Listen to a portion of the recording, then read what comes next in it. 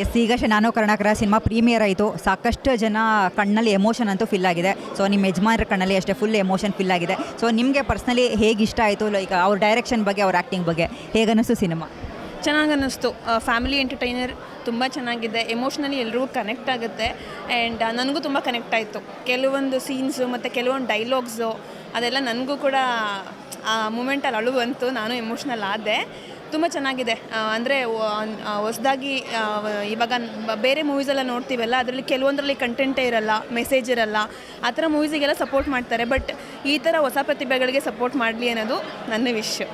ಚೆನ್ನಾಗಿ ಮಾಡಿದ್ದು. Natural acting ಅಂತೂ ತುಂಬ ನ್ಯಾಚುರಲ್. ನಾನು ಎಕ್ಸ್ಪೆಕ್ಟೇ ಮಾಡಿರಲಿಲ್ಲ ಎಷ್ಟು ಚೆನ್ನಾಗಿ ಬಂದಿರುತ್ತೆ ಅಂತ ಅಂದ್ಬಿಟ್ಟು. ಚೆನ್ನಾಗಿ ಬಂದಿದೆ, ಖುಷಿಯಾಯಿತು. ಆ್ಯಂಡ್ ಆಲ್ಸೋ ಎಮೋಷನ್ಸ್ ತುಂಬ ಇರೋವರಿಗೆ ತುಂಬ ಕನೆಕ್ಟ್ ಆಗುತ್ತೆ. ಎಸ್ಪೆಷಲಿ ಅಪ್ಪ ಅಂದರೆ ಇವಾಗ ಯೂಶ್ವಲಿ ಫ್ಯಾಮಿಲಿ ಅಂತ ಅಂದಾಗ ಫಾದರ್ ಸ್ಟ್ರಗಲ್ ಮಾಡೋದು ಮನೆಯಲ್ಲಿ, ಮತ್ತು ಈ ಮಗುಗೆ ಏನಾದ್ರು ಕೊಡ್ಸೋಕ್ಕಾಗದೇ ಇರೋ ಅಂಥದ್ದು, ಮಕ್ಕಳು ಫೀಲ್ ಮಾಡೋದು, ಅದೆಲ್ಲ ಕೆಲವರಿಗೆ ತುಂಬ ಕನೆಕ್ಟ್ ಆಗುತ್ತೆ. ಬಂದು ಮೂವಿ ನೋಡಿ ಅಂತ ನಾನು ಹೇಳೋಕ್ಕೆ ಇಷ್ಟಪಡ್ತೀನಿ.